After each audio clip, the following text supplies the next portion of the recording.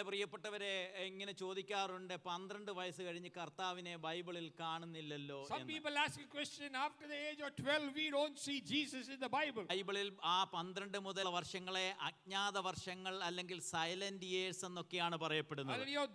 Those years between 12 and 30 people call it the silent years or the unknown years of Jesus Christ. ലോകത്തിലെ പല പ്രിയപ്പെട്ടവർക്കും ആ അജ്ഞാത വർഷങ്ങളെ പറ്റി വ്യത്യസ്തങ്ങളായിരിക്കുന്ന അഭിപ്രായങ്ങളാണ് ഉള്ളത്. Many people have different opinions of those years of Jesus Christ. ചില പ്രിയപ്പെട്ടവർ പറയപ്പെടുന്നത് യേശുക്രിസ്തു 12 വയസ്സിന് ശേഷം താൻ മിസ്രൈമിലേക്ക് പോയി അവിടെ പോയി മാന്ത്രിക വിദ്യയൊക്കെ പഠിച്ചു. മോശയുടെ ഒക്കെ കാലഘട്ടത്തിൽ മന്ത്രവിദ്യകളൊക്കെ ഉണ്ടായിരുന്നു, അവിടേക്ക് പോയിരിക്കുകയായിരുന്നു യേശു. Some people say that after the age of 12 he went to Egypt and he learned a lot of magic and tricks out there because of the time of Moses and all that. മറ്റു ചില പ്രിയപ്പെട്ടവർ പറയുന്നത് യേശുക്രിസ്തു ഭാരതത്തിലേക്ക് പോയി യോഗയും അതുപോലെ തന്നെയുള്ള തന്ത്രവിദ്യകളും ഒക്കെ പഠിക്കുവാൻ വേണ്ടി യേശുക്രിസ്തു ആ അജ്ഞാത വർഷങ്ങൾ ഭാരതത്തിലായിരുന്നു എന്നാണ്. Some people say that Jesus after the age of 12 went to India and and learned yoga and he learned all those the yogic languages. അങ്ങനെയാണെങ്കിൽ യേശുക്രിസ്തുവിനെ യോഗയും തന്ത്രവിദ്യയും മന്ത്രവിദ്യയും ഒക്കെ പഠിപ്പിച്ചിരിക്കുന്ന ഒരു ഗുരുവിനെ പറ്റി നമ്മൾ തീർച്ചയായിട്ടും കേൾക്കേണ്ടത് തന്നെയാണ്. If that was the case, we would surely hear about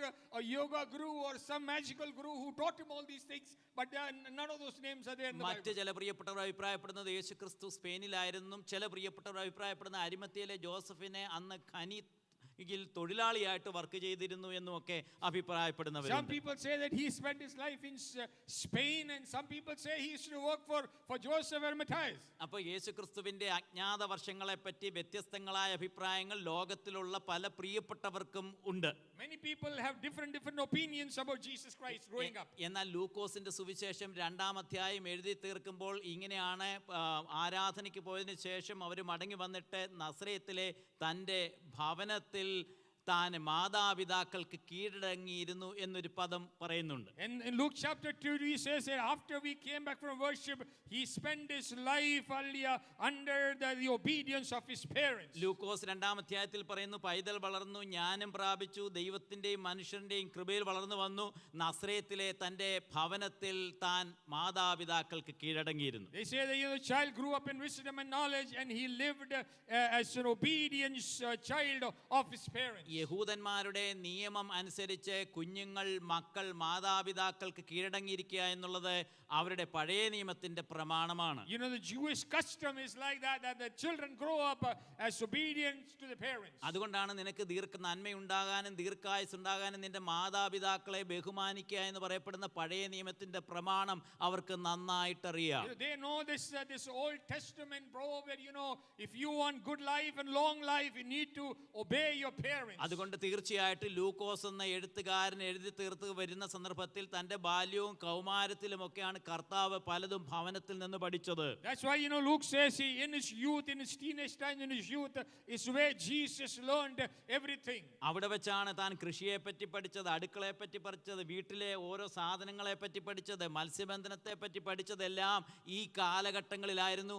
എഴുത്തുകാരെ സംബന്ധിച്ചിടത്തോളം മത്തായി, മർക്കോസ്, ലൂക്കോസ്, യോഹന്നാൻ എന്നീ എഴുത്തുകാർ യേശുക്രിസ്തുവിന്റെ വ്യത്യസ്തങ്ങളായിരിക്കുന്ന ഭാവങ്ങളാണ് രേഖപ്പെടുത്തിയിരിക്കുന്നത്. You need to understand that Matthew, Mark, Luke, John, whatever they write about Jesus, that is their is about their imagination of Christ. ഓരോ എഴുത്തുകാർക്കും പ്രത്യേക ഉദ്ദേശത്തോടു കൂടിയാണ് ആദ്യത്തെ പുസ്തകമായിരിക്കുന്ന മർക്കോസിന്റെ സുവിശേഷം ആരംഭിക്കുമ്പോൾ യേശുക്രിസ്തുവിന്റെ സ്നാനത്തോടു കൂടിയാണ് ആരംഭിക്കുന്നത്. Each writer has a different focus on one he writes on like Mark he writes upon the baptism of Jesus. ശേഷം എഴുതുമ്പോൾ അദ്ദേഹത്തിന്റെ ഉദ്ദേശം ദൈവപുത്രനായിരിക്കുന്ന യേശുക്രിസ്തുവിനെ കുറിച്ചുള്ള സുവിശേഷത്തിന്റെ ആരംഭം താൻ എഴുതുമ്പോൾ താൻ സ്നാനത്തോടു കൂടിയാണ് ആരംഭിക്കുന്നത്. That is Mark, when he starts writing about Jesus he wants to pay more attention on the fact that Jesus Christ was baptized at the beginning of his ministry. എന്നാൽ മത്തായി എഴുതുന്ന സന്ദർഭത്തിലും ലൂക്കോസ് എഴുതുന്ന സന്ദർഭത്തിലും അങ്ങനെയല്ല തുടങ്ങുന്നത്. തങ്ങൾ എഴുതുന്നത് ജീനിയോളജി സംബന്ധിച്ചും ബർത്ത് നറേറ്റീവ് അനുസരിച്ചും ബെത്ലഹേമിന്റെ ചരിത്രത്തോടുകൂടെയാണ് മത്തായിയും ലൂക്കോസും എഴുതുന്നത്. Like Matthew and Luke, when they write about Jesus Christ they start writing right from the genealogy of Jesus Christ. അവരുടെ ഉദ്ദേശം എന്ന് പറയപ്പെടുന്ന ജീനിയോളജിയോടുള്ള തുടക്കമാണ് അവർ എഴുതുവാനായിട്ട് ഉദ്ദേശിച്ചത്. Their focus is on the genealogy of Jesus Christ and this is where it all started. എന്നാൽ അതിനുശേഷം 20 വർഷങ്ങൾക്ക് ശേഷം അടുത്ത എഴുത്തുകാരനായിരിക്കുന്ന യോഹന്നാൻ എന്ന എഴുത്തുകാരൻ എഴുതുമ്പോൾ സ്നാനത്തോടുകൂടെയല്ല തുടങ്ങുന്നത്, ബർത്ത് നറേറ്റീവ്സും അല്ല തുടങ്ങുന്നത്. താൻ എഴുതുമ്പോൾ ആദിയിൽ എന്ന് പറഞ്ഞ് സ്വർഗത്തെ തുടങ്ങിയാണ് തൻ്റെ എഴുത്ത് But ആരംഭിക്കുന്നത്. 20 years later, when John starts writing about Jesus, he doesn't start with baptism or he doesn't start the genealogy. He starts with in the beginning. That's how he starts. അതുകൊണ്ടാണ് ഞാൻ പറഞ്ഞു, ഓരോ എഴുത്തുകാർക്കും അവരുടെ ചില കാര്യങ്ങൾ ഉദ്ദേശത്തോടു കൂടെയാണ് അവർ സമൂഹത്തിൽ കർത്താവായ യേശു ക്രിസ്തുവിനെ പ്രസന്റ് That's why I ചെയ്യുന്നത്. said each writer, they have their own focus on what they are trying to tell you about Jesus Christ. അവരെ സംബന്ധിച്ചിടത്തോളം യേശു ക്രിസ്തുവിന്റെ ജനനത്തെ പറ്റി, രാവിലെ എഴുന്നേറ്റതിനെ പറ്റിയും ഡ്രസ്സ് ധരിച്ചതിനെ പറ്റിയും അല്ലെങ്കിൽ താനെ കുളിച്ചതിനെ പറ്റിയും താനെ അവിടുത്തെ അങ്ങനെയുള്ള കാര്യങ്ങൾ എഴുതുക എന്നുള്ളതല്ല ഒരു എഴുത്തുകാരന്റെ ഉദ്ദേശം. You know, none of these writers, their focus was never on what Jesus wore or what Jesus ate or what Jesus did. That was not their focus. യേശു ക്രിസ്തു 30 വർഷങ്ങൾ പല കാര്യങ്ങളും ചെയ്തിട്ടുണ്ട്, കൂട്ടുകാരോട് കൂടെ പോയിട്ടുണ്ട്, കളിച്ചിട്ടുണ്ടായിരിക്കാം കുഞ്ഞുനാളുകളിൽ. ഇതൊന്നും എഴുത്തുകാരനെ സംബന്ധിച്ചിടത്തോളം എഴുതുക എന്നുള്ളതല്ല അദ്ദേഹത്തിന്റെ You ഉദ്ദേശം. know, in his young days, he must have done many things. He must have gone and played with his friends, But these writers did not focus on any of those things. അതുകൊണ്ടാണ് അപ്പോസ്തല പ്രവൃത്തികളുടെ പുസ്തകത്തിൽ യേശു ക്രിസ്തുവിന്റെ ജനനത്തെ സംബന്ധിച്ചൊന്നുള്ള കാര്യമല്ല പറയപ്പെടുന്നത്.